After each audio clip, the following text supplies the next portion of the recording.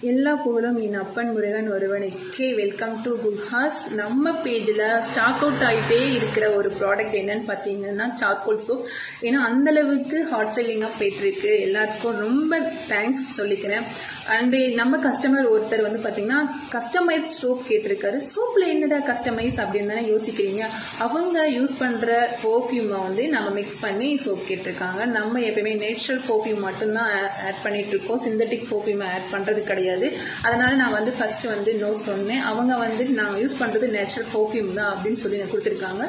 இன்றைக்கி அதை வச்சு நம்ம எப்படி சார்கோல் சோப் பண்ண போகிறோன்னு பார்க்க போகிறோம்.